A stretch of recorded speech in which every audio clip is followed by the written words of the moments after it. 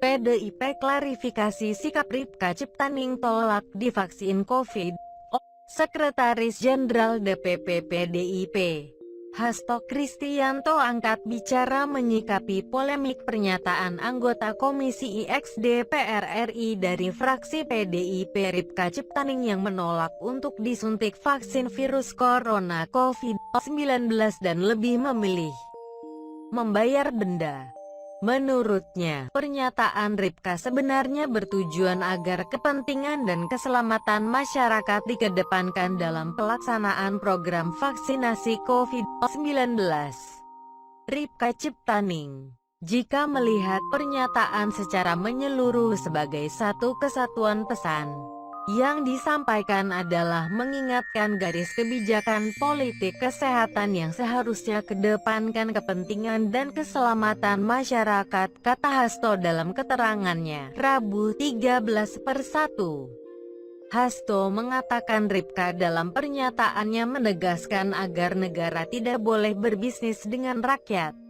Ripka, menurutnya, juga mewanti-wanti agar pelayanan kepada masyarakat terkait vaksinasi COVID-19 tidak dikomersialisasikan seperti yang terjadi dalam pelayanan tes usap atau PCR.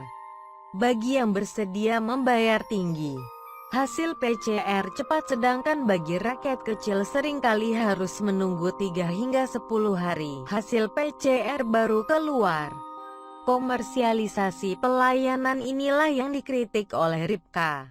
Sebab pelayanan kesehatan untuk semua dan harus kedepankan rasa kemanusiaan dan keadilan, tuturnya.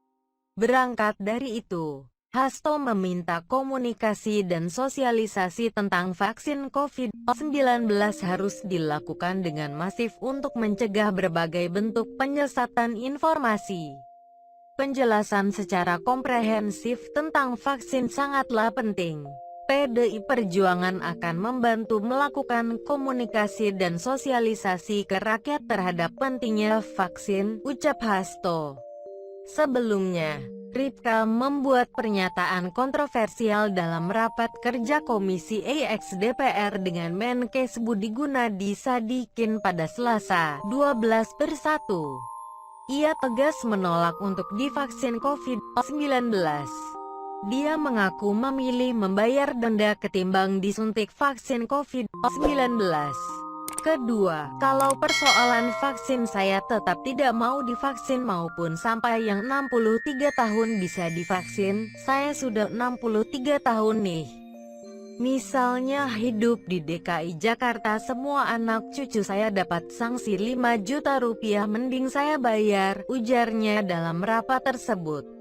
Ripka mengisyaratkan masih meragukan vaksin COVID-19. Berkaca dari pengalaman pemberian sejumlah vaksin lainnya, yang justru membuat orang lumpuh hingga meninggal dunia.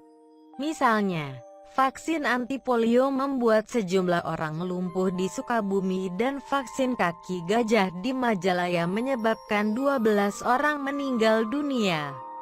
Saya yang pertama bilang, saya yang pertama menolak vaksin. Kalau dipaksa pelanggaran HAM, tidak boleh memaksa begitu, kata dia.